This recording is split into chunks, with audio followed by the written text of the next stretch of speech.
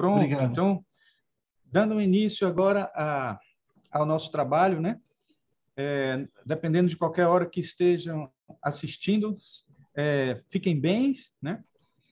Estamos aqui com esse tema que é de grande responsabilidade, porque a gente vai tratar de uma questão que talvez não tenha sido abordada ainda por nós aqui e tal, e por alguns, que é a gente tentar trazer os ensinamentos desenvolvidos pelos mestres de sabedoria, aqueles mestres que os teosofistas todos conhecem, nós teosofistas e mesmo os não teosofistas, né? E trazendo algumas questões que já anteciparam a física atual e a física quântica, a ciência moderna, e que também trouxeram algo que poderia ser já um prenúncio do que virá pela frente.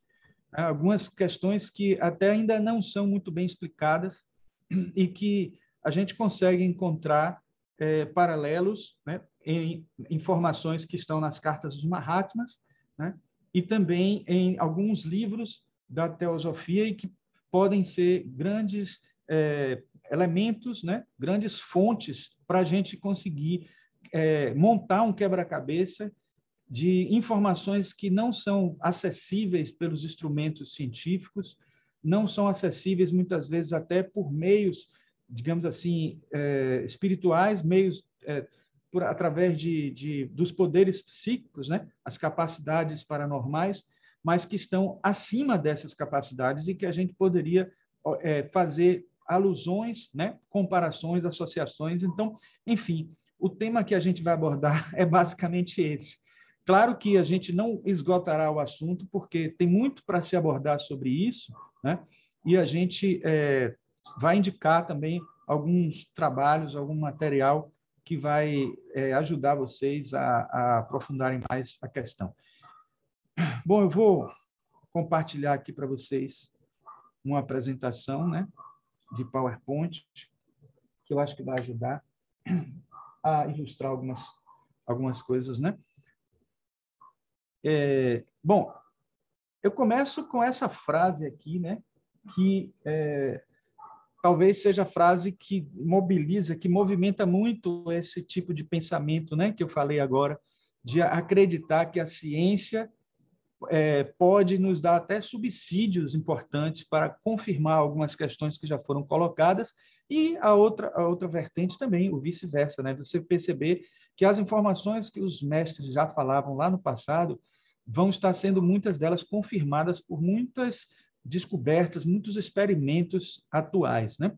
E outros que ainda virão pela frente, né?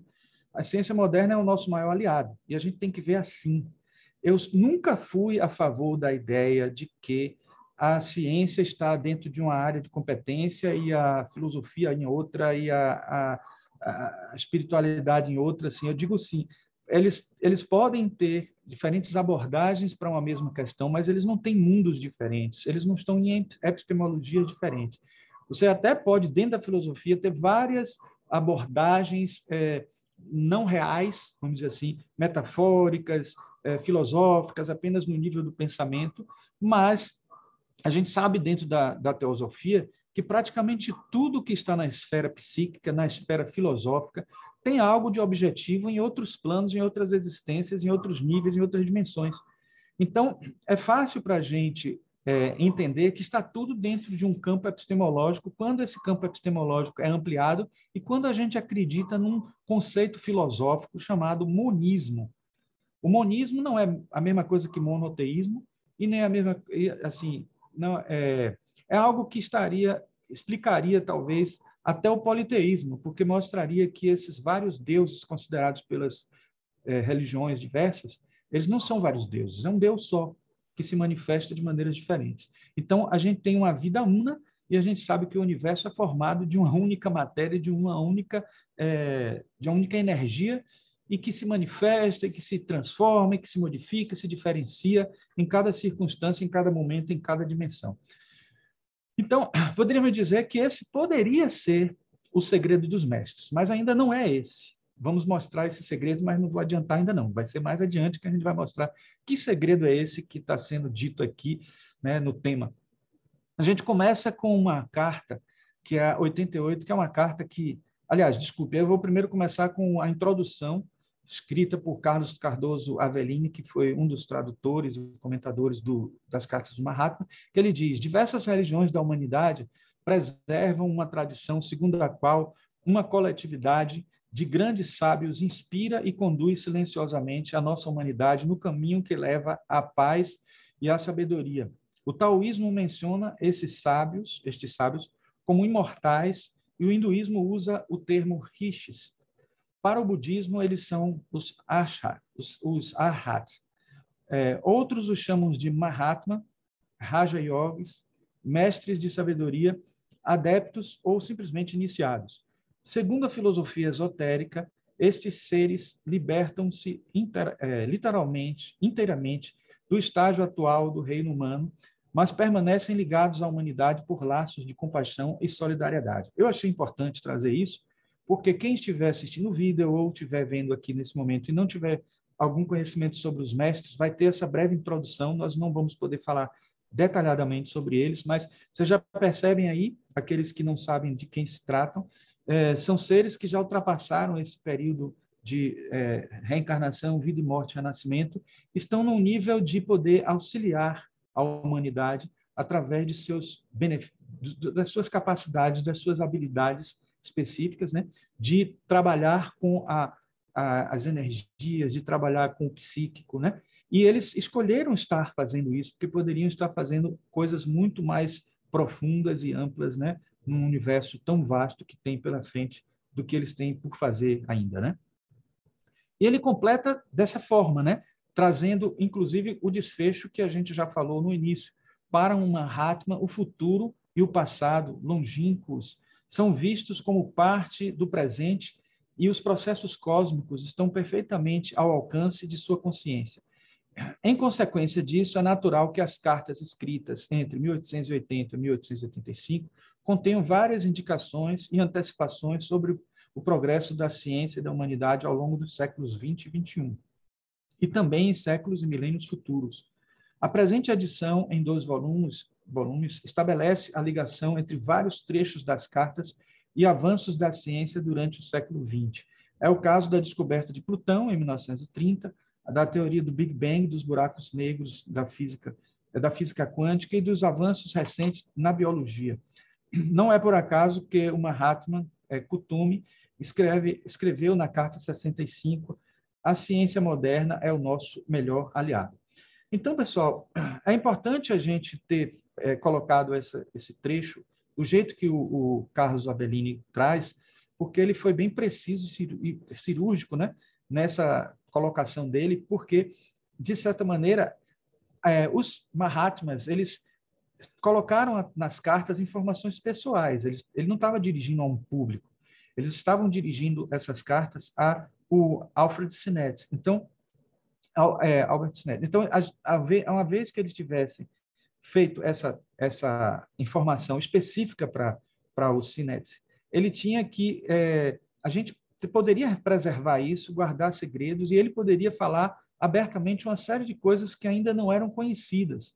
Mas, por outro lado, ele também não podia adiantar muito para um futuro muito longínquo, coisas que eles já dominavam, porque também iria criar um problema sério no processo evolutivo da humanidade, porque mesmo aqueles que estavam muito mais engajados poderiam ter alguma antecipação e poder modificar alguma coisa da história a partir disso, ou poderiam, parece coisa de ficção científica, né? Mas poderiam mudar o rumo, né, de algumas questões que viriam a acontecer. Mas eles tendo capacidade, né, de antever, de saber que o futuro, o passado e o presente estão como um momento só para eles, em momentos em que eles estão em êxtase e conseguem vislumbrar tudo isso, porque eles estando encarnados de alguma forma, mesmo em corpos mais evoluídos, sutis, eles também têm as limitações que o corpo produz, né? Mas eles têm sempre essa condição de se tornar mais mestres ou mais Mahatmas em alguns momentos e voltarem mais para o mundo material quando precisam atuar de uma maneira mais efetiva no mundo físico, né? Então, o que dizer do mundo quântico? O mundo quântico, resumidamente, todo mundo sabe que descobriu uma questão fundamental que é de que a consciência é capaz de intervir na matéria. A consciência consegue interferir, né, fazendo com que uma função de onda colapse e se torne uma partícula. Isso traduzindo numa linguagem mais espiritual, mais esotérica ou mais leiga, né, vamos dizer assim, das pessoas que não estão muito por dentro dessa terminologia, seria dizer que ele transformou vibração, uma vibração sutil, em algo denso, físico, mais material, digamos assim, mais físico, né? Então, físico no sentido do que a gente entende, né, como físico palpável, né? Porque existe o físico etéreo. Então, com a consciência, a gente consegue interferir, dando uma certa materialidade. Os experimentos que foram feitos e que são repetidos exaustivamente mostraram isso. A física quântica também trouxe para a gente um princípio, o princípio da incerteza. Esses dois autores que a gente vai falar agora, inclusive, escreveu esse outro livro que a gente vai mostrar aqui também de vez em quando nas citações, que é Quem se atreve a ter certeza. E esse princípio da incerteza, ele que parece ser... Alguém está com o microfone aberto aí. É Wanda Diniz, por favor. Então, é o seguinte, as pessoas que não conseguem perceber dentro de uma abrangência onde esses fenômenos quânticos estão presentes no conjunto da humanidade, não percebem também que eles fazem parte de uma lei maior, fazem parte de princípios muito mais abrangentes.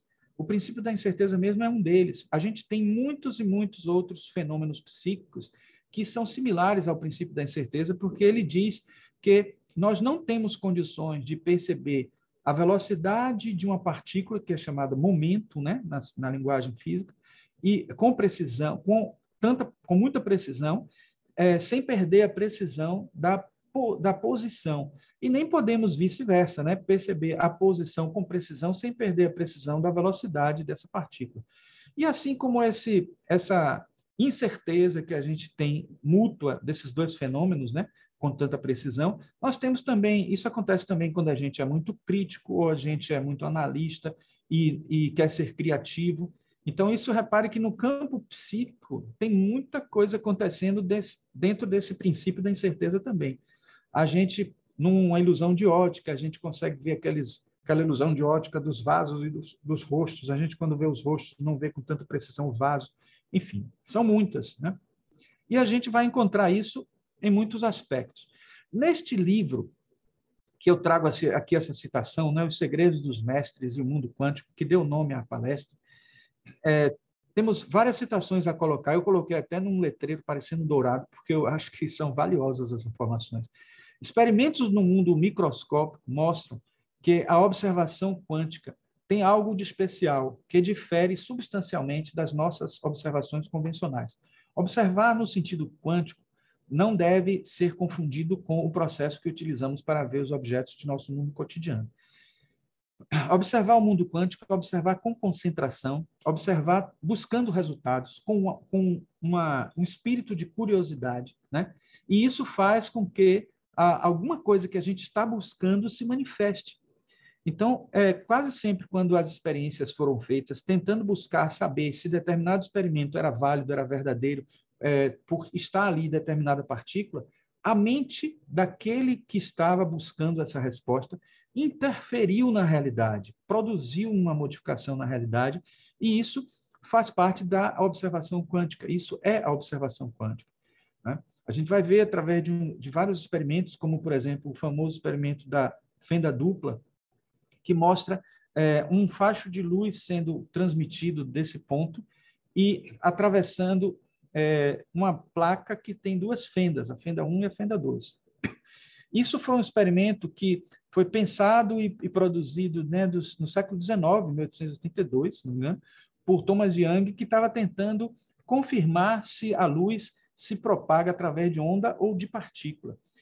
Se ela se propaga através de partícula, né, os famosos fótons, né, algo que já era defendido por muitos autores, inclusive pelo próprio Newton, antes mesmo de qualquer outro, ele dizia que, se fosse propagado por partículas, geraria aqui atrás, nessa placa, um feixe de linhas, né, verticais, né, onde seria justamente as partículas estariam atingindo nessa placa aqui de trás, né? Fotográfica. Então, aqui, na verdade, como as partículas são muito pequenas, o que faria com que impedisse ela atravessar essas barreiras aqui é o campo eletromagnético do retículo cristalino dessa placa, que é uma placa metálica.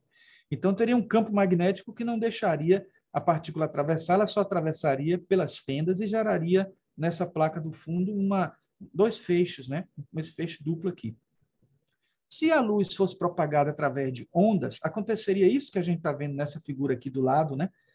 Ela passaria através de círculos concêntricos aqui, atravessaria essas duas fendas e geraria dois círculos concêntricos que se encontrariam em alguns momentos nessas ondazinhas e geraria aqui atrás uma diferença de combinações de ondas chocando aqui, algumas que se somariam por essa interação, é o chamado padrão de interferência, né? Porque uma onda interferiria na outra, nessas duas fendas, e a gente teria aqui atrás, no fundo, um feixe chamado esse aqui, ou melhor, um padrão chamado padrão de interferências com vários feixes, sendo que o do meio ficaria mais intenso por causa da combinação de ondas que se chocam, e os da extremidade menos, digamos, menos frequentes, menos intensos, né?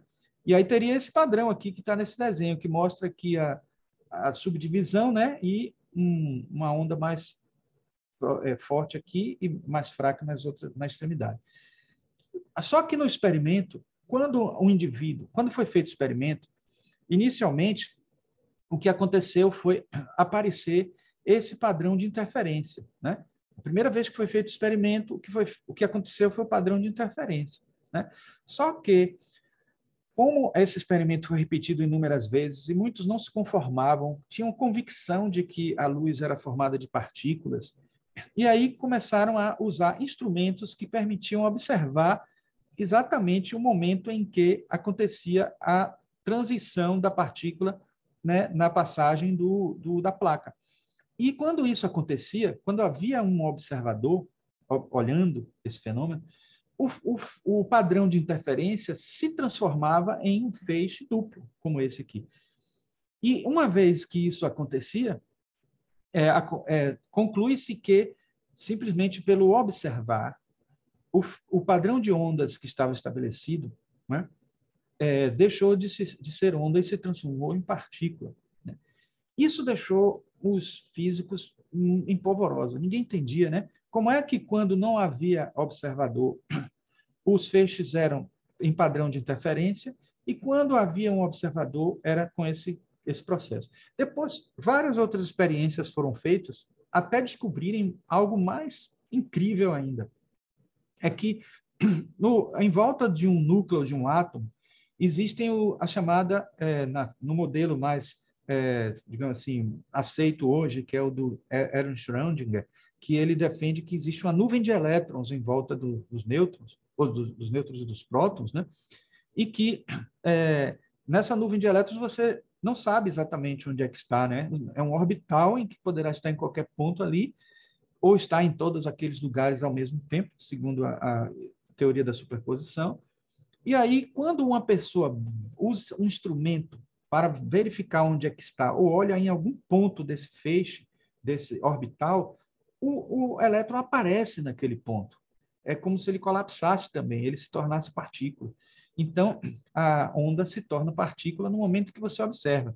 Isso poderia até ser algo que todo mundo poderia concluir facilmente, que é somente um instrumento que está sendo usado que fez isso. Porque a gente sabe, para a gente observar qualquer objeto, a gente precisa de luz, né? Nesse momento agora aqui, eu estou com esse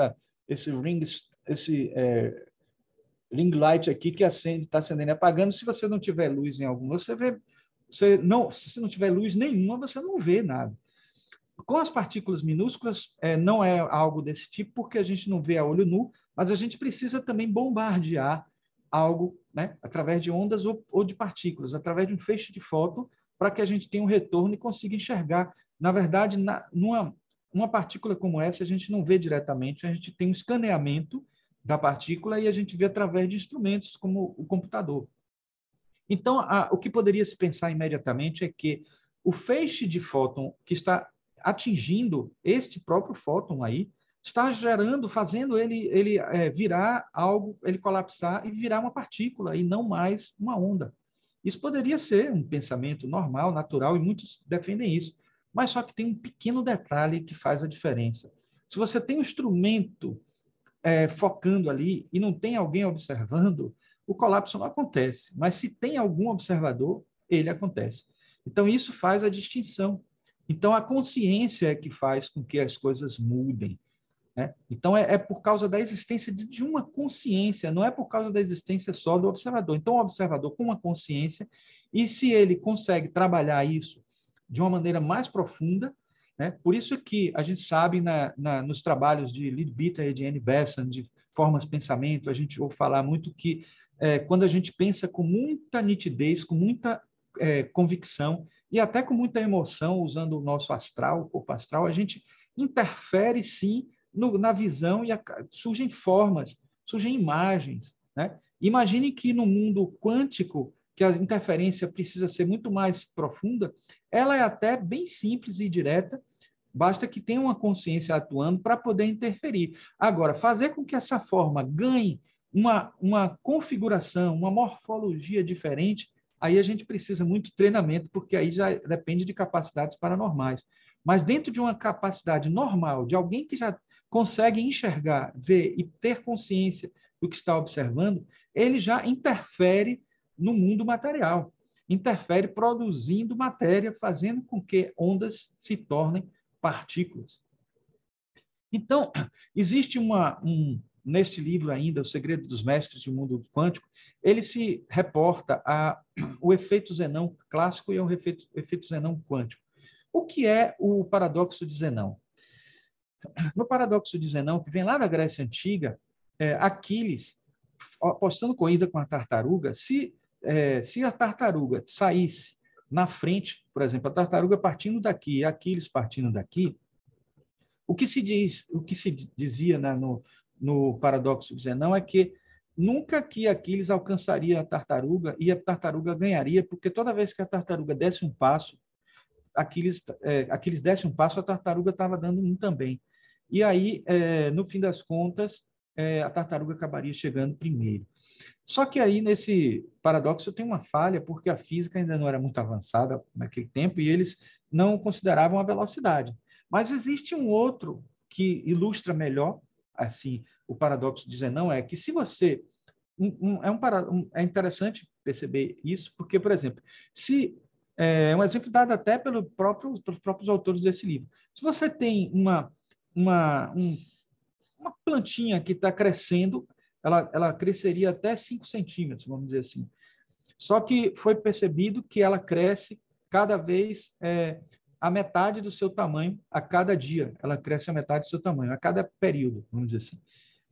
Então, imagine você considerando que ela vai crescer a cada período a metade do tamanho dela, ela não vai chegar nunca aos 5 centímetros, que era o tamanho dela, porque ela vai sempre ter uma metade a menos para chegar lá. Por mais próximo que ela chegue, ela vai sempre chegar a menos. Então, esse talvez seja um exemplo melhor, porque a gente não implica na velocidade de Aquiles a velocidade da tartaruga. Né? Mas a gente acaba percebendo que realmente faz sentido. Eu gosto muito desse paradoxo de Zenão, porque quando a gente se refere a, por exemplo, se você parar para pensar também num outro exemplo claro da geometria, se na distância entre dois objetos você tem uma reta, né? Se você dividir essa reta ao meio e ir dividindo ela sempre à metade, você nunca vai chegar a né? Você vai perceber que ela vai ao infinito, você nunca chega ao ponto, né? Então, são esse paradoxo de Zenão que, para mim, ilustra muito bem a nossa evolução para o absoluto. Nós somos relativos, cada vez menos relativos, nos aproximando sempre assintoticamente, que é o termo matemático que se usa, né, para o absoluto, mas nunca chegaremos a esse absoluto. Por isso é que nós não somos panteístas, porque acreditamos que a individualidade humana, espiritual ou monádica, etc., vai sempre existir dentro dessa linha.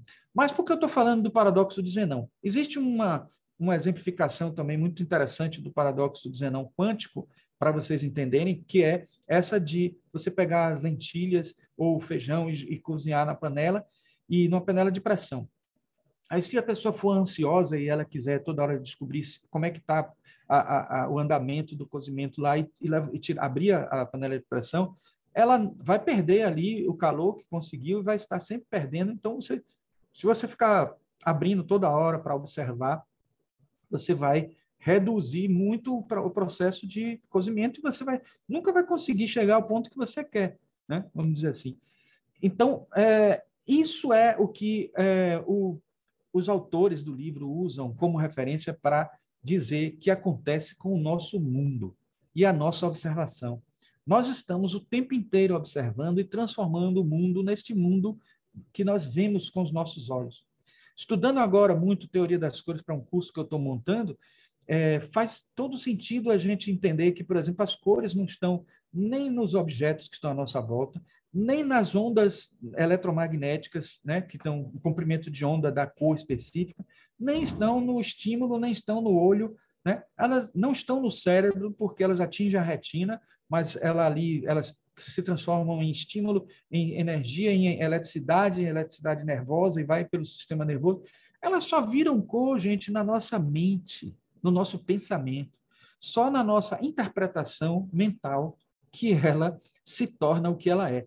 Então, esse mundo que nós estamos vendo é um mundo de frequências de onda, é um mundo de ondas eletromagnéticas e de partículas flutuantes, invisíveis para nós, e que, se fossem perceptíveis, a gente não teria essa visão que nós temos agora se nós tivéssemos uma acuidade, né, uma capacidade de perceber, né, o espectro todo, o espectro luminoso todo.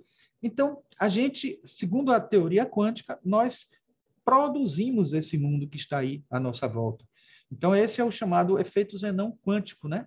Que é que interfere para que as coisas sejam vistas como materiais. Aí você pergunta assim, mas eu toco nos objetos. Claro que você toca, porque você tem um campo eletromagnético em volta dos seus dedos que vai ser impedido de atravessar o campo eletromagnético dos objetos que estão à nossa volta. Mas eles são verdadeiros campos magnéticos, do jeito que estão aí, do jeito que nós vemos, com as cores, com as texturas, com a visualização que nós temos, todas organizadinhas assim, tudo está acontecendo na nossa mente. Por isso que é considerado Maia pelos orientais. E eles são bem precursores disso, né? No livro Quem se atreve a ter certeza, a realidade quântica e a filosofia, os mesmos autores dizem: os cientistas atiram luz, partículas ou ondas para visualizar o microverso e, posteriormente, determinar as suas propriedades. Então, o nosso mundo, do jeito que a gente analisa, até esse mundo microscópico, a gente já viu pelos livros de teosofia, pelos livros de química oculta e de outros mais, até a própria doutrina secreta também, que muita coisa da nossa ciência está equivocada. Mas está equivocada por quê? Na verdade, não seria bem o termo equivocado. Ela consegue enxergar apenas parte dos fenômenos. E essa parte dos fenômenos se deve até por causa dos métodos utilizados, né, pela própria ciência, pela ciência. Se a gente bombardeia um objeto, né, para enxergar ele, é como a gente estivesse jogando um relógio na parede e quebrando, eu sempre cito esse exemplo, quebrando ele todo para ver dentro como é que ele funciona. E aí a gente vai ver um relógio todo quebrado, como funciona dentro. Essa ilustração é porque o autor também fala de um exemplo interessante de uma historinha que ele disse que foi contada certa vez a ele, de um mundo em que existiam pessoas invisíveis que faziam miséria nesse mundo, faziam coisas horríveis que eles sofriam nas mãos dessas pessoas invisíveis. Aí eles não sabiam como eram esses homens, queriam interagir com esses homens invisíveis, mas não sabiam como. Até que alguém teve a ideia de jogar tinta em cima deles. Aí não está a imagem, eu não achei nenhuma imagem que fosse melhor ilustrar essa situação, estão cheio de colã aí colorida, mas imaginem que jogaram tinta neles e jogaram tintas vermelhas, tinta de outras coisas, mas ao jogarem as tintas, eles cobriam o rosto, faziam cara feia, eles se mexiam, faziam movimentos diversos. E aí depois de tudo isso, eles disseram assim: agora já sabemos como são os homens invisíveis. São homens que ficam mexendo a mão na frente do rosto, são homens que ficam se balançando, que ficam correndo, etc. Aí é interessante ele usar esse exemplo, esses autores, né, o José Pedro Andretta e Maria de Lourdes Andretta, porque a gente percebe claramente como a física está equivocada ao concluir determinadas coisas, achando que aquilo é a realidade da matéria. Porque a gente só via os homens com essa mão na frente, com alguma posição assim, porque eles estavam se protegendo, né? Então, as partículas que a gente encontra na natureza e estuda através dos aceleradores e colisores de partículas, são partículas que aparecem depois que colidem. A gente sempre ouve falar que, desculpem, que o universo de partículas que existe na física quântica é imenso. Já foram descobertas muitas partículas. Aí você pergunta, e por que só se fala em prótons, nêutrons e elétrons? Né? Por que só prótons e nêutrons e elétrons constituem a nossa matéria? É fácil de responder isso, porque todas as outras elas estão tão instáveis, elas aparecem e desaparecem nos colisores, quando bate uma partícula na outra. Elas são tão minúsculas e flutuam e não fazem parte constituinte de nada. Algumas delas fazem com que as forças aconteçam, como os fótons, os gravitons, etc. Os muons, que fazem com que a força nuclear aconteça, né, dentro da própria matéria, a força nuclear que faz juntar o próton ao nêutron, etc. Então, são partículas que não entram no nosso estudo de química e física da escola, porque elas são com funções mais variadas e algumas até desconhecidas. Funções desconhecidas porque são fugazes, são invisíveis, e quando investiga, a gente investiga modificando elas através desses aparelhos. Mas quando os cientistas ocultos analisam usando suas percepções espirituais, suas percepções etéricas, astrais, mentais, eles não interferem de uma maneira tão impactante e conseguem ir mais a fundo neste mundo, né? Numa outra passagem do livro O Segredo dos Mestres de Mundo Quântico, os irmãos falam: se consultarmos os cientistas, eles nos explicam que existe um fenômeno físico que nos possibilita transformar uma onda distribuída em uma enorme região do espaço em um minúsculo pacote de onda. Esse fenômeno é conhecido como fenômeno do batimento de ondas.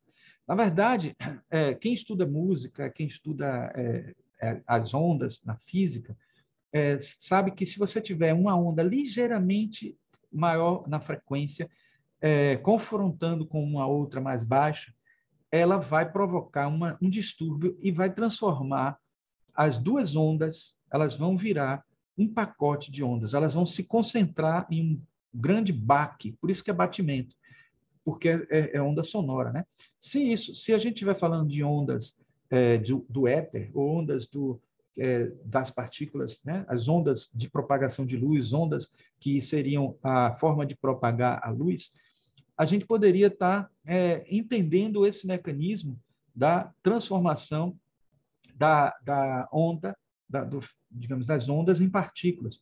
Agora, que frequência ligeiramente mais elevada seria essa que estaria provocando a transformação de um fenômeno, de uma onda em um pacote de ondas, que seria uma partícula? Na verdade, a nossa consciência atuando sobre esta onda. Então, é importante que a gente perceba, para compreender esse mecanismo, tomemos uma onda da nota Lá de frequência 440 Hz, que se propaga no espaço. E se sobrepusermos a ela uma onda com frequência um pouco maior, por exemplo, 442 Hz, somente 2 Hz a mais, podemos notar que essa superposição cria uma modulação na onda sonora, e o que passamos a ouvir é um som que aumenta e diminui de forma persistente. Tudo isso que fizemos com esse experimento foi criar uma série de pacotes de onda. Então, seria mais ou menos isso, né? A gente tem aqui a onda com uma frequência específica e aqui uma onda com frequência mais elevada um pouco, e quando elas entram em contato, geram essa configuração que está aqui, seria um pacote de onda e que corresponderiam numa propagação luminosa, né? Na onda luminosa, corresponderiam aos fótons, né? Então, aí, mais uma representação, superpondo as duas situações e mostrando que nós, no nível da nossa consciência, o que fazemos é justamente interagir com a nossa frequência um pouco mais elevada do que a frequência da luz, no sentido, considerando que a luz é física etérica e nós estamos atuando com a nossa mente, que está numa frequência maior do que justamente, né? E aí ela vai atuando através astral, no astral através do etérico, e do etérico atuando diretamente na onda luminosa, fazendo com que ela se manifeste de uma maneira física com um pacote de ondas. Rupert Sheldrake, nesse livro A Sensação de Estar Sendo Observado, ele diz: através dos campos de percepção, a mente sai do corpo e toca nos objetos para os quais dirigimos nosso olhar. Assim, é de se esperar que o ser humano seja capaz de afetar as coisas por simplesmente olhá-las. Então, veja que ele tem toda uma teoria. Se vocês estudarem várias obras de Rupert Sheldrake, ele toca nessa questão. Ele tem toda uma teoria de como é que é a observação, porque ele não concorda. Ele, inclusive, resgata, a gente vai mostrar daqui a pouco, uma tese de lá de Platão, né? Que essa é uma tese que Platão defendia, né? Inclusive, mostrando que, até já defendendo precocemente essa questão do mundo ilusório nosso, que nós interferimos de alguma maneira. O mito da caverna de Platão, de certa maneira, também associa-se a esse conceito dele, né? Mas é interessante a gente perceber que o Rupert Sheldrake sempre traz isso nos livros dele, inconformado de que a percepção da luz é somente uma via que é da luz vindo do objeto em direção ao nosso olho, imprimindo na retina uma influência. Mas ele acredita que num nível que seja numa frequência mais elevada, né? Porque a luz, quando bate no nosso olho, está numa frequência mais densa, mais etérica, né? Um pouco mais de uma densidade mais baixa, e a que nós utilizamos para atuar sobre o objeto é ligeiramente mais elevada em frequência, porque nós não estamos utilizando a gente não está utilizando nenhuma partícula ali em direção, nós estamos utilizando a nossa onda mental, direcionando para o objeto, né?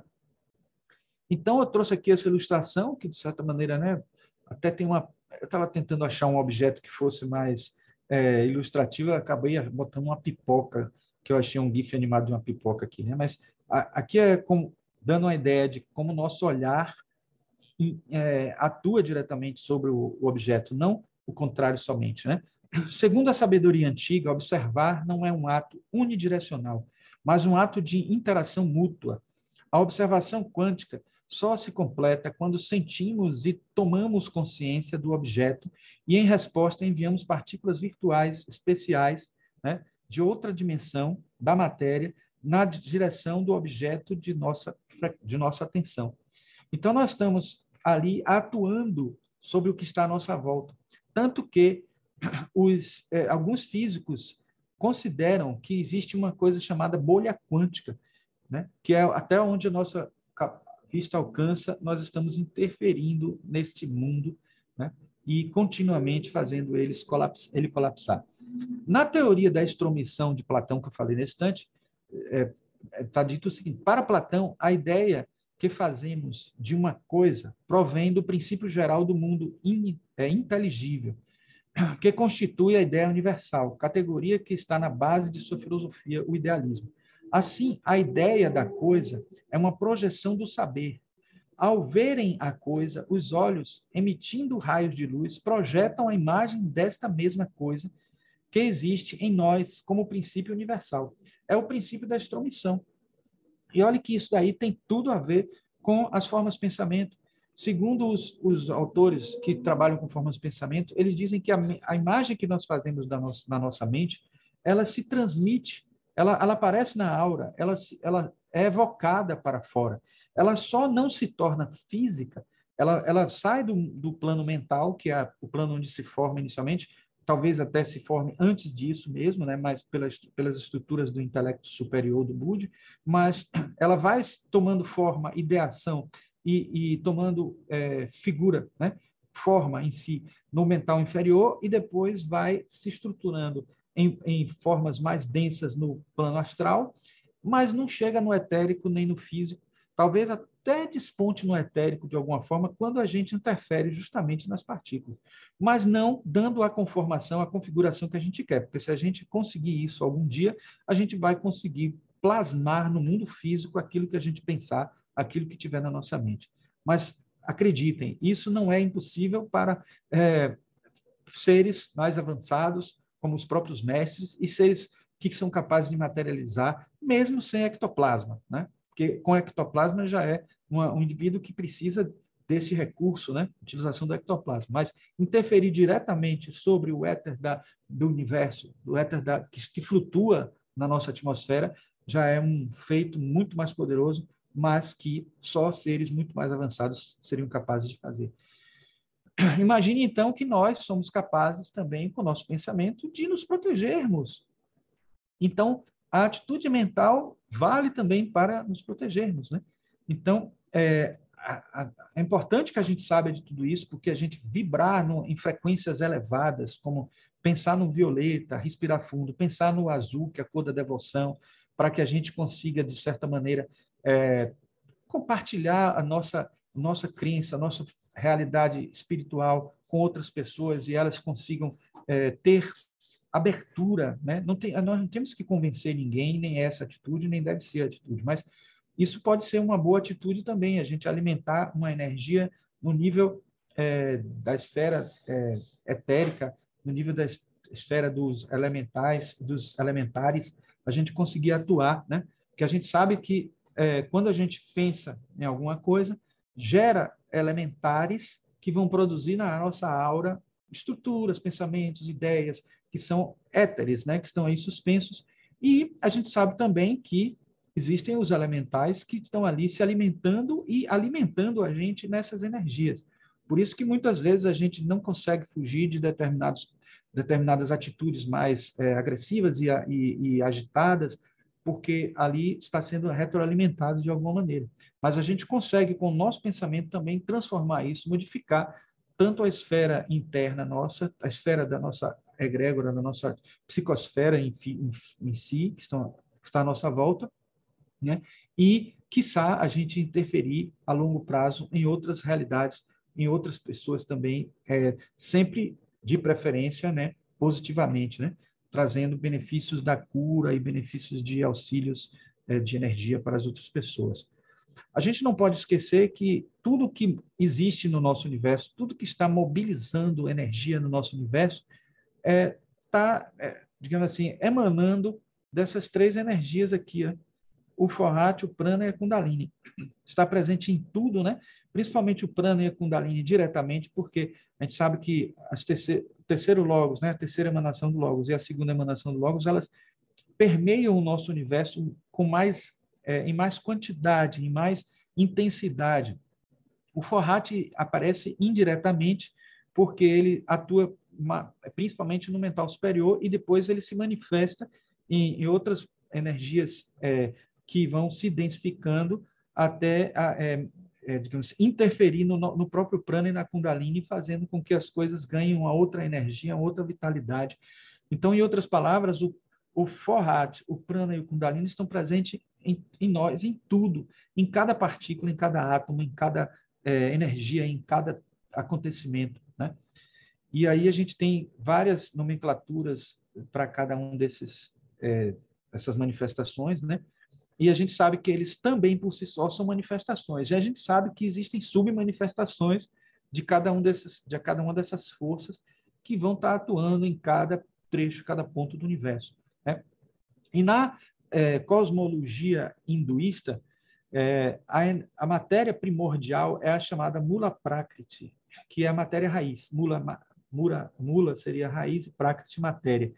Então, essa matéria raiz, segundo os textos antigos, né, dos rishis, que seriam os mestres, né, do passado, então veja que o segredo dos mestres já acontecia desde a época lá atrás, de muitas e muitas eras em que eles apareceram para trazer algumas informações que vinham de esferas mais elevadas, né, de um arquivo de informações, de um conhecimento que está presente lá acima do Budi, e esses ensinamentos, por isso que eles acabam coincidindo.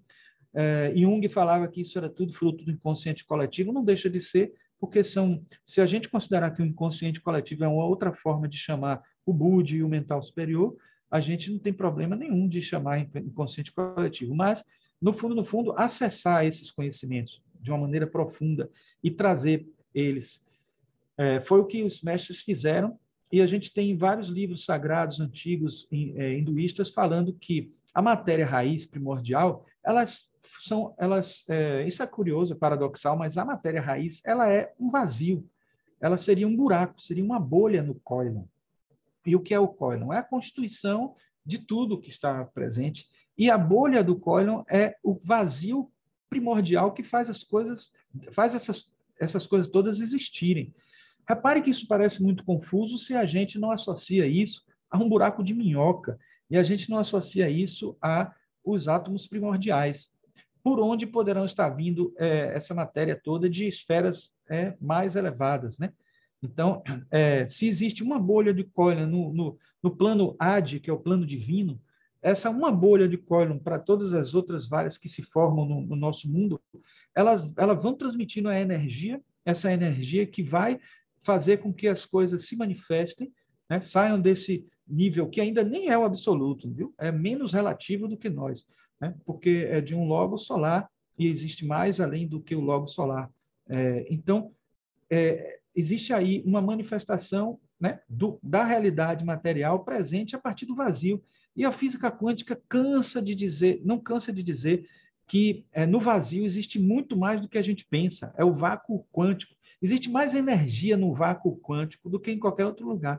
Então, pense que coisa paradoxal é isso e que coisa mais coincidente com a visão dos hinduístas e a visão que é trazida pelos mestres de um modo geral, quer seja através das cartas, quer sejam através dos escritos sagrados antigos. A gente, dentro da teosofia, tem essa ideia concebida, né, já mais estruturada, talvez, pelas informações posteriores, né, de cartas e de outros autores, que a gente tem aqui o Fohat, o Prana e o Kundalini, que só são nomes que parecem, às vezes, ter um significado muito específico para algumas filosofias, mas se eles são as três grandes forças do universo, a gente pode ver que essas três se manifestam de diversas formas, né? E elas vão estar presentes, né, em diversos níveis, né? A própria Kundalini mesmo é o que estrutura tudo no universo, é o que compõe tudo que é material, né? Entendendo matéria, não só a matéria física, mas a matéria astral, a matéria mental, né? A matéria búdica. Então, se o Kundalini ele é a responsável por dar materialidade e estruturação física, a física não, material, a tudo em todos os planos, a gente entende que ela não pode ser só considerada como algo que manifesta-se no físico, ela se manifesta em vários níveis e várias dimensões, né? Aqui no físico, ela trouxe a constituição de todo esse universo. O prana dá a vitalidade a tudo isso que existe aqui, porque a gente tem forma e tem vida, e essa vida que tem uma origem acima do prana, mas se junta, né? Junta o prana ao Kundalini para poder fazer com que a gente possa ter uma vida, né, aqui na Terra, uma vida como nós temos aqui, como também uma vida no plano astral, uma vida no plano mental, né? E a partir do plano mental a gente tem a atuação do Fohat, que também vai se manifestar energeticamente, se traduzindo em várias energias do nível mental superior para baixo. Por isso que o Fohat chega só até esse nível, mas se conecta com as outras energias, fazendo com que tudo possa existir com o equilíbrio que a gente conhece. Então, esse gráfico aqui eu quis trazer uma síntese, né, gente? Porque repare que a gente tem aqui aquela experiência da fenda dupla, mostrando que a nossa mente consegue colapsar e fazer as coisas existirem, né? Então, se a nossa mente faz isso, que é uma mente ainda sujeita a uma encarnação física e tal, outras mentes em outros níveis, seres angelicais em várias hierarquias, são mentes atuantes na construção do universo. Por isso que existem os anjos construtores do universo, ou os devas, ou os seres espirituais ou no espiritismo, como chamam os engenheiros siderais ou arquitetos. Eu prefiro chamar arquitetos siderais, mas tudo bem. Então, esses arquitetos siderais que fazem o mundo desse jeito tão bonito como é, por isso que eu chamo de arquitetos siderais, eles estão ali atuando com uma mente cósmica, né, que faz com que as coisas atuem. Por isso que a gente tem uma lei hermética, que, por sinal, é a primeira lei hermética. O todo é mental. Então, a mente que faz com que isso exista, tudo que a gente tem aqui exista.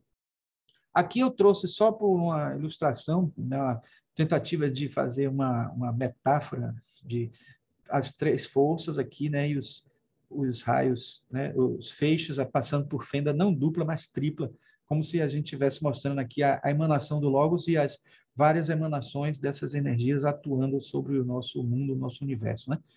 Também é importante saber que tudo vibra, e através dessas vibrações e da nossa consciência atuando naquele plano, fazendo com que cada plano tenha a sua matéria e a consciência daquele plano, fazendo a matéria existir do jeito que ela existe, né? Matéria astral, matéria mental, matéria física, técnica, etc. Então, a gente tem a consciência atuante em cada nível, e se a gente depositar mais a nossa consciência ou concentrar mais a nossa consciência no físico, a gente vai ter um corpo mais denso, mais pesado, mais só voltado para o físico, né? Que em algum momento pode ser positivo, em algumas situações, etc. Mas também podemos ter uma mente concentrada no astral, né? E aí sermos muito emocionais, muito sentimento, etc. A mente, a consciência mais voltada para o mental, e a gente vai ser uma pessoa que vai atuar mais com a nossa mente. Então, ou mente inferior, ou mente superior. Então, a gente se identifica, a gente dá materialidade, a gente dá um reforço no corpo que a gente concentra mais a nossa consciência. Então, é por isso que essa relação de consciência e materialidade é muito forte, e principalmente quando a gente associa conceitos quânticos com conceitos teosóficos, aí a gente completa mesmo uma realidade de compreensão, né? E aí a gente vem a ideia também de um outro princípio, que é o primeiro princípio hermético, né? O todo mental. Aqui o terceiro princípio hermético, tudo vibra, né? Então, tudo vibra no universo, em diferentes frequências, até formando pacotes de ondas e gerando depois matéria mais densa. E também o que está, que é o segundo princípio, o que está em cima é como o que está embaixo, o que está em cima, o que está embaixo é como o que está em cima. Então, essa correlação, né, que precisa ser feita entre essas consciências de várias dimensões e essas existências materiais de várias dimensões que precisam estar integradas, vivendo em coerência e em consonância, para que a gente possa existir e atuar nos vários planos, né? Numa passagem do Bhagavad Gita, a gente vê o Bhaktivedanta Prabhupada citar uma passagem do Sattvattha Tantra. E eu achei tão interessante, eu estudando o Bhagavad Gita para a nossa próxima palestra, preparando alguma coisa já, eu me deparei com isso aqui, eu não podia deixar de trazer. Para que haja a criação material, a expansão plenária do Senhor Krishna manifesta-se sob a forma de 3 Vishnus. O primeiro, o Mahavishnu, cria a totalidade da energia material, conhecida como Mahatatma, né? O segundo, Garbhodakashai Vishnu, entra em todos os universos para introduzir diversas criações em cada um deles. O terceiro, Kishorodakashai, difícil pronunciar, né? Vishnu, difunde-se em todos os universos como super-alma onipenetrante e é conhecido como Paramaatma, né? Ele está presente até mesmo dentro dos átomos. Olha que coisa interessante. Qualquer um que conheça esses 3 Vishnus pode libertar-se do enredamento material. Então, primeira coisa, o Krishna, ele é um descendente de Vishnu. Então, ele é uma emanação de Vishnu. Vishnu é uma das emanações do Logos. Na verdade, Vishnu é a segunda emanação do Logos, é o que mantém, é o que dá manutenção no universo. Mas todas as emanações do Logos é uma emanação do Logos solar, então eles têm a característica de todas.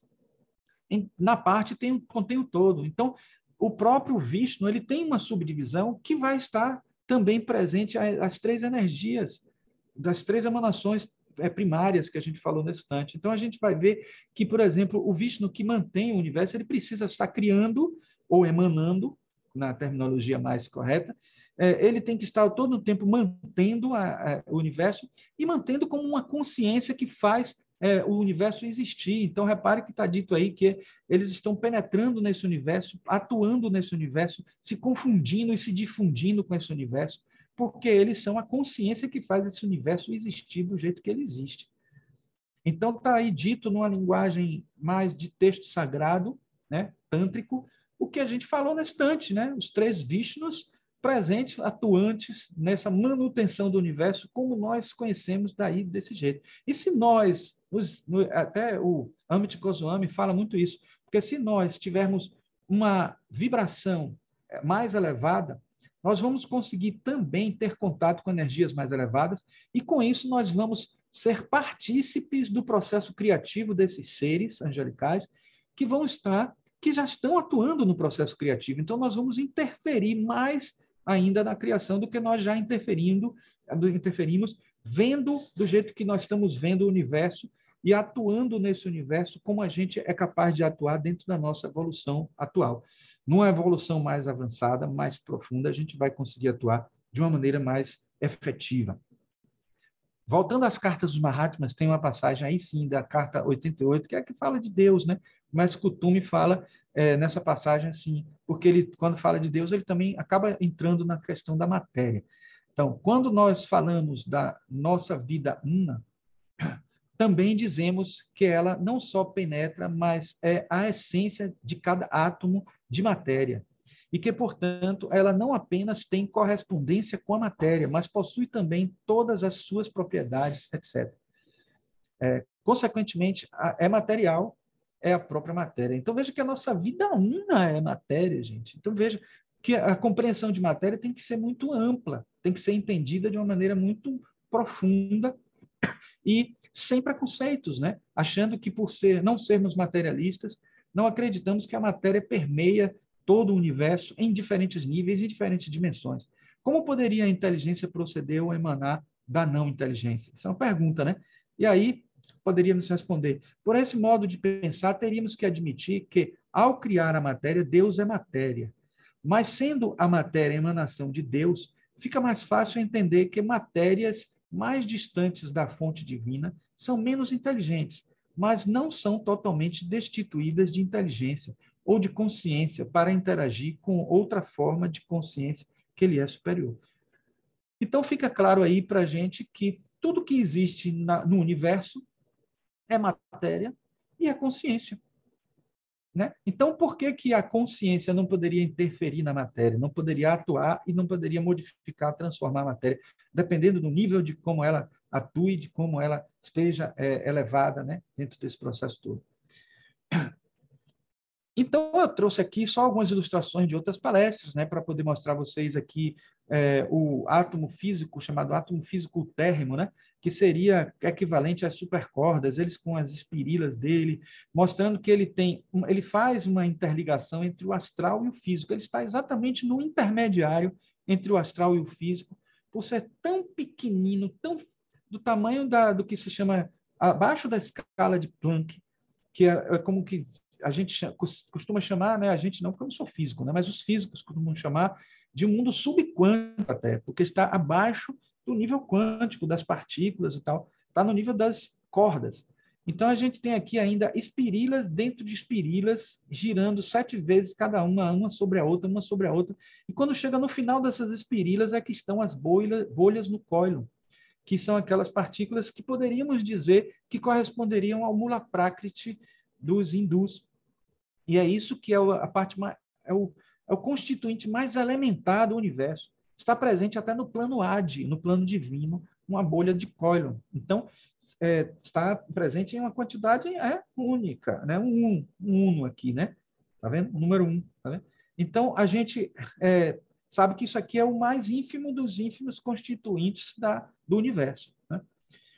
E aí a gente tem aqui as coincidências também das espirilas com as dimensões. Cada espirila dessa corresponde a uma dimensão, mostrando que aquilo que foi dito, né, que existe matéria em todas as dimensões, e existe a conexão entre as dimensões através dessa matéria primordial, pelo menos que a gente está falando, né? E nas cartas do Mahatma, na página 57, ainda da mesma carta, sabemos que a matéria é eterna, isto é, que não tem começo, porque a matéria é a própria natureza. A experiência acumulada de eras incontáveis de ciência exata mostra que a matéria ou natureza age por sua própria energia peculiar, da qual nenhum só átomo está jamais em estado de repouso absoluto. E, portanto, ela deve ter existido sempre, isto é, com seus materiais sempre mudando de forma, de combinações e propriedades, mas com seus princípios e elementos absolutamente indestrutíveis. Então, quando os mestres estão dizendo isso, eles estão se referindo àquilo que Leadbeater só depois, através das observações clarividentes dele e de Annie Besant, ele estava sempre mostrando, né, que estão ali, e ele diz claramente no livro Química Oculta que estão presentes ali, naquele átomo físico térrimo, tanto Forrat, como Prana, como Kundalini. Né? O Forrat de uma maneira indireta até o plano mental superior, mas como tem átomos utérrimos, né? Que seriam os átomos ultimate atom, né? Que seria acharam de botar o térrimo na língua portuguesa, pegando do espanhol que foi na frente e colocou o térrimo. Mas assim, a partir do plano mental superior já tem átomo térrimo que possui a atuação do Forrat diretamente, e nos outros, abaixo, estariam atuando indiretamente, né? Mas com manifestações desse Forrat dentro das próprias energias do Prana e Kundalini, né? Por isso que a gente até fala no yoga que existem cinco pranas, mas na verdade são 7, porque ainda tem mais outros que estariam no níveis mais sutis, que são incapazes de a gente perceber, de até sentir, porque estão num nível muito sutil. Aqui a gente tem algumas ilustrações, né, do livro Química Oculta, só para vocês perceberem. Esse, inclusive, é a edição ilustrada. Tem edições que estão sem as ilustrações, mas que servem para a gente entender a filosofia, né? Aqui umas ilustrações de como eles viam as moléculas, os átomos, né? E que depois o Edwin Schrödinger, que fez o seu modelo de átomo com orbitais, né? Vocês devem lembrar de química, orbitais S, P, B, etc, SP, etc. Vocês lembram que era mais ou menos isso. Então, veja como há uma similaridade muito grande, né, no que eles perceberam lá atrás, né, no século XIX, e o que a gente encontra na física como modelo atual do átomo, etc. Então, aqui são os dois autores, o José Pedro Andretta e Maria de Lourdes Andretta, e eles dizem assim, sobre as bolhas do Collor, né?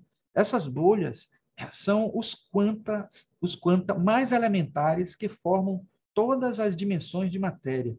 Uma enorme quantidade deles constituem os átomos primordiais, como eu mostrei, né? E estes, por composição, formam os elementos químicos reconhecidos pela ciência atual. Então, isso ele diz nesse outro livro, que eu recomendo também, Princípios Herméticos com Ciência. Ele faz aí um trocadilho, né, com ciência, mostrando como a consciência é um ponto fundamental para a ciência. E aí, nessa história, ele traz justamente os 7 princípios herméticos, eu até trouxe 3 na estante aqui, os 3 primeiros, e ele vai mostrando como esses princípios herméticos são fundamentais, né, para o entendimento, né, de muitas questões, né?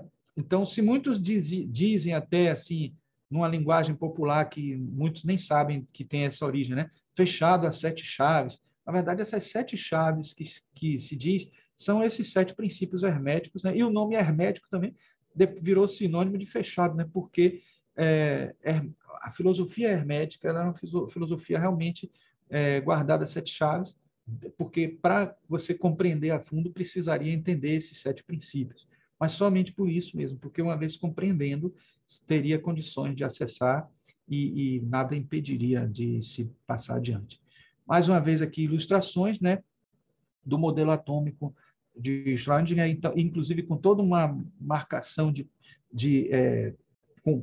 quantitativos aqui de energia, e aqui mostrando de novo as ilustrações, e aqui uma ilustração da supercorda, de como a ciência costuma representar, mas a ciência não tem, como eu disse, né, como representar com fidelidade, porque um escaneamento de uma supercorda, que é a vibração, vai desestruturar e ela não tem instrumento que consiga perceber nesse nível de tamanho, né? Nesse nível, nessa escala, né? Subquântica.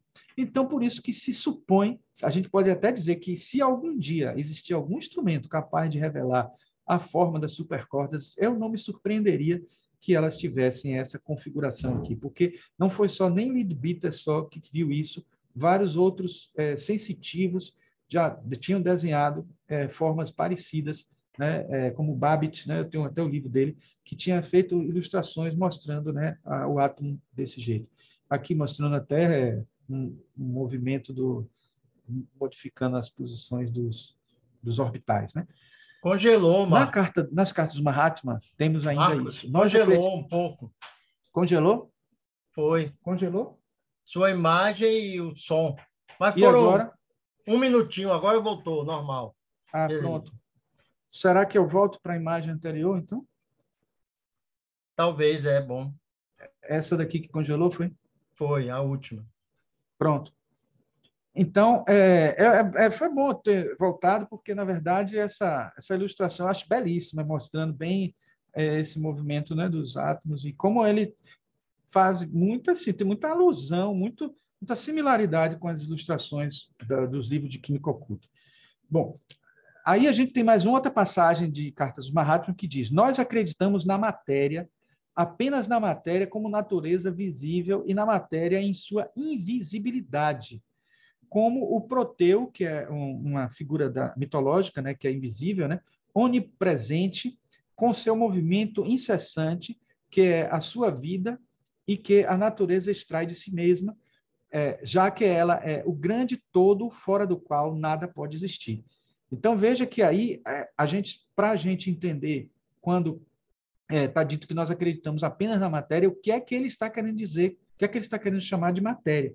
Não é o que a gente costuma chamar, né? E é uma matéria que está presente em vários níveis de sutileza, visível e invisível, e não é só invisível por causa das partículas subatômicas, por causa das diversas existências em planos diversos que ela atua. Afirma com exatidão Bill Finger, que é um excelente filósofo, matemático, né, estudioso, né, que ele trouxe essa citação, o Kuthumi, que eu depois fui estudar o Bill Finger, o autor, está até a figura dele aqui. Ó. O movimento é um modo de existência que flui necessariamente para fora da essência da matéria, que a matéria move-se por suas próprias energias peculiares, que seu movimento é devido a uma força que é inerente a si mesma, que a variedade de movimentos e os fenômenos que resultam procedem da diversidade de propriedades das qualidades e das combinações que são originalmente encontradas na matéria primitiva, da qual a natureza é o conjunto e da qual vossa ciência sabe menos do que qualquer um dos nossos condutores de iaque tibetanos sabe a respeito da metafísica de Kant. Essa fala final aí já é do mestre Kuthumi, né? Então, realmente, ele não só foi feliz na abordagem de tentar trazer uma informação do Bill Finger, que é de lá de trás, né? Como ele também trouxe uma coisa que todos os físicos falam, físico quântico, falam a respeito de nosso saber sobre a física, que está muito aquém ainda, né? Bom, aqui a gente tem, de novo, uma coisa que eu tenho falado sempre, que o Paul Dirac trouxe uma informação que é a equação de Einstein é igual a mc ao quadrado, precisava ser complementada, já que ela foi obtida através de uma raiz quadrada. Então, ele defende a ideia de que existe energia positiva e energia negativa. E aí ele considera que existe toda uma passagem de energia, né? Quando você emite fóton, o elétron passa para uma camada inferior, né? E aí essa energia vai para fora, né? E de certa forma compensando, você passa para uma camada inferior. E aí a pergunta, se esse último elétron emitir 2 fótons, né? Ele vai para onde? Ele diz que vai para uma camada, vai para um mundo de elétrons negativos, que ele chamou de elétrons negativos, e antes mesmo de ter existido a descoberta dos pósitrons, né? E que nós consideramos que é o brano etérico, que é como se fosse um plano, um subplano do... Se a gente considerar que esse cubo aqui é como se fosse o mundo astral, que tem 4 dimensões, né? A gente reduz uma dimensão, a gente considera o mundo astral aqui como se fosse esse cubo de 3 dimensões. O mundo físico seria de 2 dimensões, né? Porque se nós temos 3 dimensões e o astral tem 4, reduzindo o astral para 3 dimensões, o físico passa a ter 2 dimensões. Então, nós teríamos aqui um plano físico e um subplano aqui etérico, né? Então, esse subplano etérico é para onde, segundo a gente considera, estaria indo, fluindo essas energias negativas e acontecendo essa conexão, né, entre o plano etérico e o plano físico denso, né? E atuando dessa maneira, nós teríamos acontecendo aqui essa interação o tempo inteiro entre etérico e físico. E a gente tem aqui a antimatéria como tabela periódica, dentro da tabela periódica dos físicos, que seria o modelo padrão, a gente tem matéria de um lado e antimatéria do outro, entendendo que isso poderia estar mostrando claramente a divisão, né, a bipartição entre os subplanos etéricos e os subplanos mais densos, né?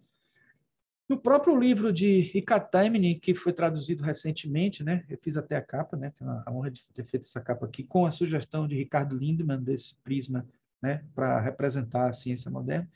Ele diz o seguinte: tudo deve ter seu igual e oposto sob alguma forma e em alguma parte. E já que essas duas formas opostas não podem coexistir no mesmo mundo, deve haver dois tipos de mundos que são totalmente independentes e fora do alcance um do outro. Um desses mundos deve ser composto de princípios como existem em nosso mundo e como os conhecemos, e o outro mundo, que podemos chamar de antimundo, deve ser composto de todos os princípios em sua antiforma. Então, veja que para Taimni, ele no texto que antecede a essa afirmação, que é um capítulo inteiro falando sobre isso, ele diz que isso é corriqueiro na Índia, que os indianos consideram isso normal, esse conhecimento, que, diga-se passagem, Paul Dirac, que não era esotérico, que foi até, de certa forma, renegado por pensarem que ele era esotérico, mas ele não tinha nenhuma formação esotérica. Se existe, muitos foram os cientistas, o próprio Einstein, o Niels Bohr, o J.J. Thompson, William Crookes, vários foram cientistas que tinham uma formação espiritualista, mas Paul Dirac definitivamente não tinha. Eu estudei muito isso para ver, confirmar, para saber se ele tinha alguma influência, alguma tendência esotérica, que não tinha, mas foi um dos que mais chegou perto, né? E muitos livros teosóficos afirmam isso. Este livro aqui mesmo, de Fred Alan Wolf, ele se refere do mar de Dirac. À primeira vista, o vácuo é apenas espaço. No entanto, quando você desce até uma escala mais sutil, constata que esse vácuo está fervilhando em erupções espontâneas de elétrons e buracos que desaparecem tão rapidamente quanto aparecem, retornando para o lugar onde vieram.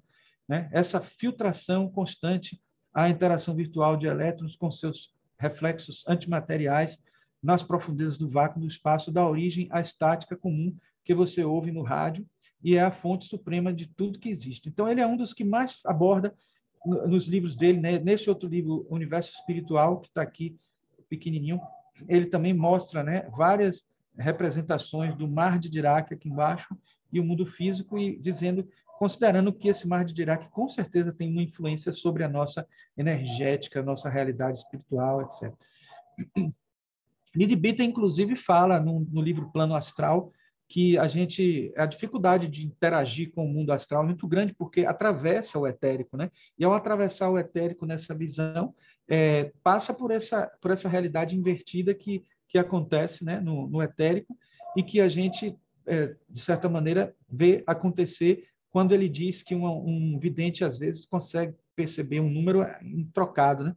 931, ele vê 139, invertido mesmo por conta dessa natureza, né, de situação invertida que acontece, né? No livro ainda de O Segredo dos Mestres, ele afirma o seguinte: todos os grandes mestres de reconhecida sabedoria que passaram pela humanidade sempre ensinaram que a realidade em que vivemos não está restrita à dimensão física. Tudo que existe, inclusive nós mesmos, possui existência em todas as realidades simultâneas, né? Então, está vendo aqui, né, o nosso corpo em várias existências, né? E isso está presente nos vários ensinamentos de vários mestres, né? Então, isso, para a gente que fala hoje de muitos mundos, multiverso, etc., isso não era novidade para esses vários mestres do passado. Os conhecimentos antigos que a ciência moderna parece estar redescobrindo não foram obtidos por métodos científicos, nem usando cálculos complicados. Aí está o grande segredo dos mestres que eu guardei para esse momento. Os mestres simplesmente sentem os conhecimentos, como eles são e a verdade que eles representam. Então, eles não aprendem por experimentos, eles não aprendem usando instrumentos sofisticadíssimos. Eles podem até ter esses instrumentos, que eu não duvido nada, porque Paramahansa Yogananda fala a respeito de muitos instrumentos utilizados lá na Índia antiga, na Índia milenar e tal, no Himalaia, etc. Então, a gente sabe que esses instrumentos podem existir, né, avançadíssimos, mas eles não precisam desses instrumentos. Eles vislumbram esta verdade, eles vislumbram esse conhecimento diretamente, né? Então, isso lembra até o lema da nossa sociedade teosófica, que não há religião superior que a verdade. E como é que essa verdade é obtida? Né? No livro lá, né, Ciência Moderna e Ciência Oculta, a gente vê isso também, né? Essa informação. Então, a matéria escura, por exemplo, é novidade, que está sendo descoberta agora, né? Que está permeando, que para a gente já sabe que é o éter, né? Isso aí não tem dúvida nenhuma, são planos etéricos, né? E foi descoberto já através das lentes gravitacionais, que é um modelo de Einstein, que elas existem, já foi até mapeado todo assim, a existência da matéria escura no universo, e ela sabe que ela está ali, ela tem gravidade e tudo, mas ela não tem existência física visível, perceptível, física densa, ela tem física etérica. E aí eu termino com essa informação que vem do Dhammapada. Todos os fenômenos da existência têm a mente como origem.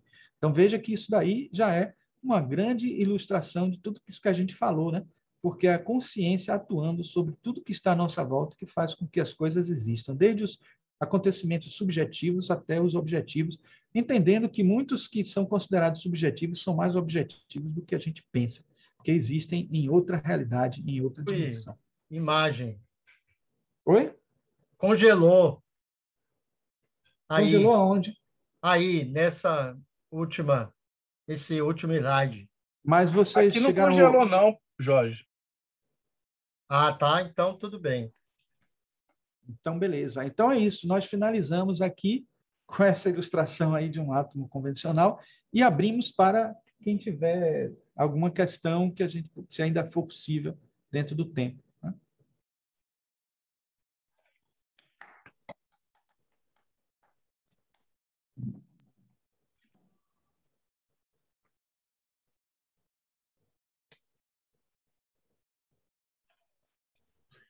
Estimado Marcos. Oh, e aí, querido, meu caro amigo?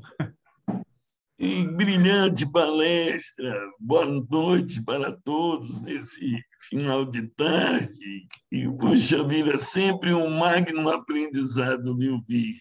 Sempre um magno aprendizado. É um mergulho que me deixa espiritualmente satisfeito, inovador, porque sempre tem novidades, e beber da sua seiva suculenta desses conteúdos.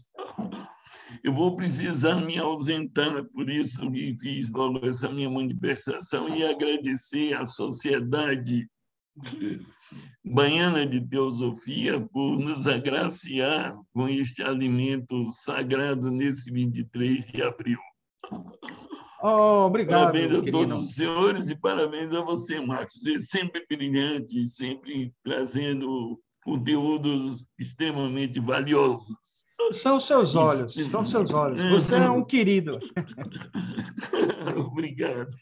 Você que está Deus criando abençoe com você, seus olhos. Deus abençoe a todos e peço licença para me ausentar, porque tem outros compromissos. Um abraço, boa noite a todos os senhores. Boa noite.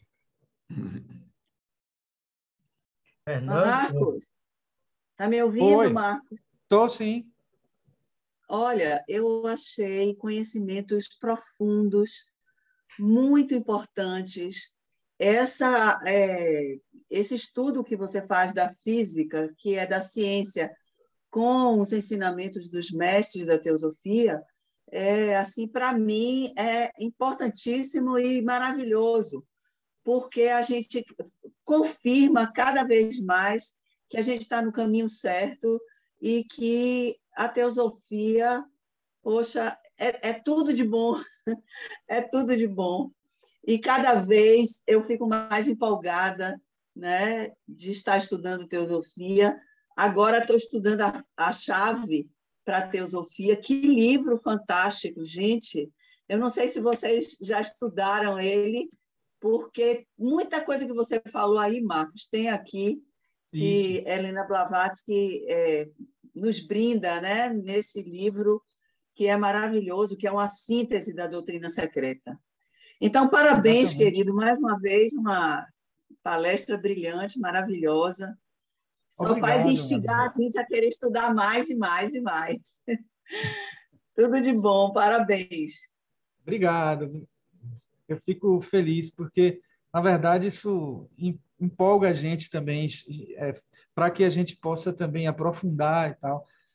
Porque, na verdade, no fundo, muitas coisas eu também não tenho conhecimento, porque eu, de certa forma, sou mais novo que vocês na teosofia, né? Então, eu estou tentando juntar coisas que, de alguma maneira, eu possa contribuir e aprender também, né? Como eu disse, sempre que eu escolho um tema, é uma coisa que eu estou querendo buscar e aprofundar, né? E esses temas sempre voltam à tona, porque eu acho que eu posso juntar as coisas que eu já li de física quântica com as coisas de teosofia. E toda vez que eu vejo uma novidade que possa compartilhar, eu acho importante para que fique algo também que troque, né, as informações com vocês, né? E a gente possa também aprender com tudo isso, né? Ótimo, Marcos, muito bom. uma aula, Marcos. Jorge. Você nos deu aí uma aula de física quântica, né? E essa ponte aí com a espiritualidade é fantástica. Então, é isso, né? Como a irmã Aline falou, né? Esse link aí mostra como essa sabedoria que é perene, ela pode ser, por assim dizer, confirmada pela ciência, né? E a física quântica, né, é esse meio aí ideal, né, para essa confirmação. Então, mais uma vez, parabéns e obrigado aí pela aula. E eu fiquei surpreso também quando eu vi o texto do Tantra, né? Samahata e Tantra, que traz também essa informação de que quando nós dominamos um pouco mais o entendimento dessas realidades, né? A gente passa a ter um pouco mais de domínio sobre elas, mesmo que a nível inconsciente, porque a gente está em várias consciências atuando aqui, né? Imagine que a gente, assim como a gente interfere na matéria de uma maneira que o experimento foi capaz de detectar, nós estamos também interferindo na consciência astral, na consciência mental, de uma maneira que a gente não tem nem instrumento para verificar isso, mas que a gente sabe, através dos instrutores nossos, né, da teosofia, que nós estamos criando formas de pensamento. Então, imagine que a gente, quanto mais aprende sobre essas questões, a gente vai tendo instrumental para poder realizar as coisas e também de fazer com consciência. Se a gente, no material de formas de pensamento, sabe que quanto maior a nitidez da nosso pensamento, a nossa concentração sobre as coisas, a gente consegue realizar aquilo que está à nossa volta, do que a gente deseja, do que a gente tem vontade, construindo um novo universo, um novo universo vibracional. A gente tendo consciência, a gente consegue fazer isso com mais eficiência, né? Se libertando de outras amarras, né? Vamos dizer assim. Eu queria aproveitar para, mais uma vez, destacar o trabalho magnífico do nosso irmão Marcos, porque realmente isso não é um material de fácil abordagem. E ele o faz com maestria, inclusive usando os recursos modernos aí da informática, que, aliás, ajudam bastante a essa compreensão, porque as imagens realmente elas dão uma ideia mais adequada, embora, evidentemente, a gente não possa penetrar nesse mundo quântico, né, que isso passa a ser até uma dimensão inexplorável para a nossa consciência física. Mas, mediante essa maneira como o irmão Marcos aproveita os recursos modernos, até que facilita bastante, e até acreditamos que logo, logo vai aparecer um desses grandes estudiosos aí capaz de fazer uma ponte disso tudo com a ciência moderna, porque realmente isso é muito difícil sem os recursos da matemática, né, e das ciências exatas. Mas o irmão realmente ele tem essa facilidade e está no caminho certo aí para fazer esse trabalho. Então, mais uma vez, obrigado pela oportunidade de poder compartilhar com essa maravilha de conhecimento. Muito obrigado. Eu que agradeço, Afane, pela oportunidade. Marcos, você não foi brilhante, você é brilhante. Oh, meu Deus. Eu quero que você... Eu acho que é porque tem uma luz aqui, deve ser por isso, tem uma luz aqui batendo. Não é essa externa, é a luz interna. Eu quero que você aceite a minha gratidão. Muito obrigada. Eu aceito e agradeço de volta.